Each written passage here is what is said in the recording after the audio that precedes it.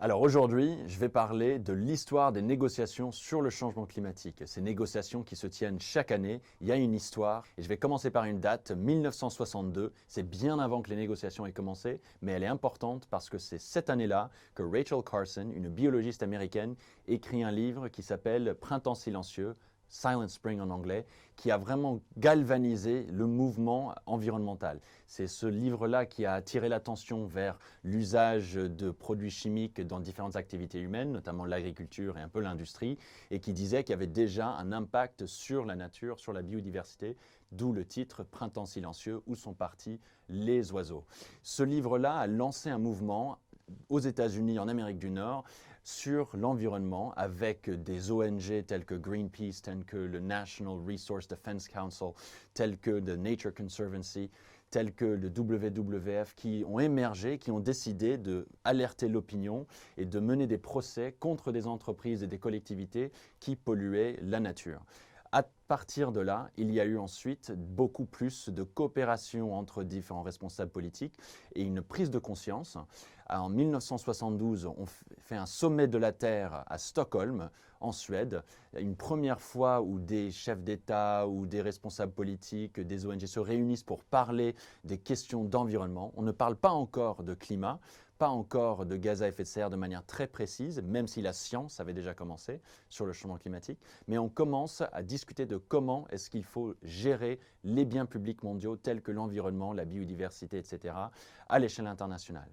En 1988, est créé le groupe intergouvernemental d'experts sur l'évolution du climat, le GIEC. Et cette date-là, elle est primordiale parce que c'est à ce moment-là que des scientifiques du monde entier se disent on va maintenant agréger, travailler ensemble les connaissances du climat et on va regarder précisément ce qui se passe dans la corrélation entre les émissions de gaz à effet de serre, les activités humaines et la hausse de la température. Et ce GIEC va ensuite produire des rapports de manière régulière entre 1990 et aujourd'hui, à un rythme d'à peu près 5-6 ans, un nouveau rapport qui parle de justement la contribution humaine au changement climatique.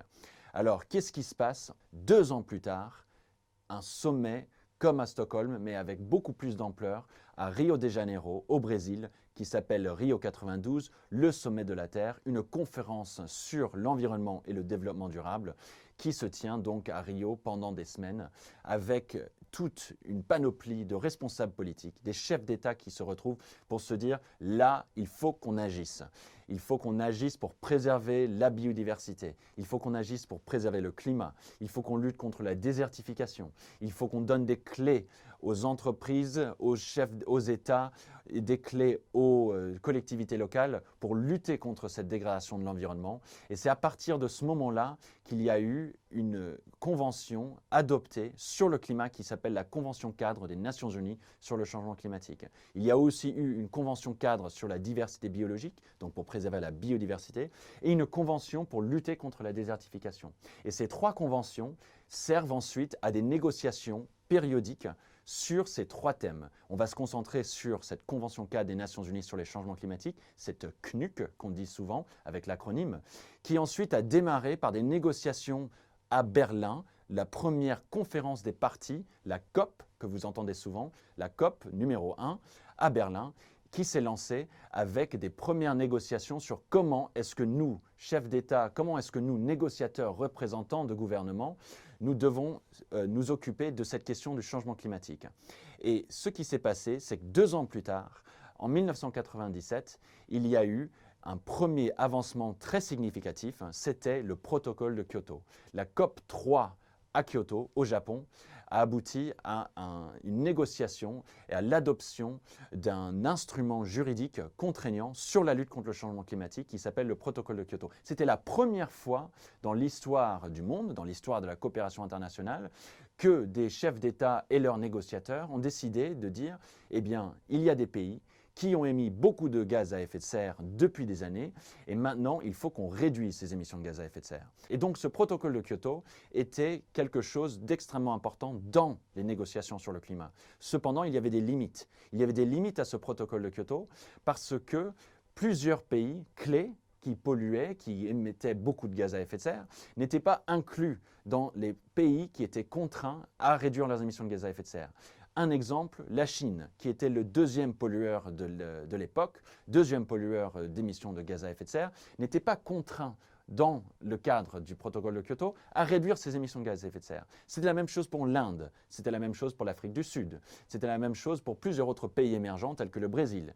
Et donc, qu'est-ce que ça révélait? Ça révélait qu'il y avait une catégorisation de pays de manière assez simple entre des pays développés qui devaient réduire leurs émissions de gaz à effet de serre et des pays qu'on considérait comme émergents et des pays en voie de développement qui ne devaient pas réduire leurs émissions de gaz à effet de serre, ce qui était d'une certaine manière normal, puisqu'il y avait de grandes inégalités, il y en a encore aujourd'hui, mais des grandes inégalités entre le PIB par habitant aux États-Unis et le PIB par habitant, par exemple, au Bhoutan.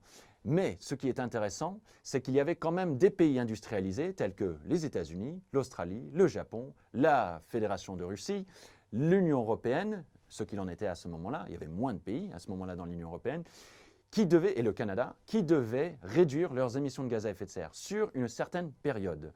Sur une période qui commencerait dès que suffisamment de pays aient ratifié le protocole de Kyoto. Ce qui arrive à la deuxième limite de ce protocole, c'était qu'il y avait le besoin, une fois signé l'accord à l'échelle internationale, de ratifier cet accord à l'échelle nationale. Parce que c'est seulement avec la ratification à l'échelle nationale que l'accord devient contraignant dans la loi de chaque pays.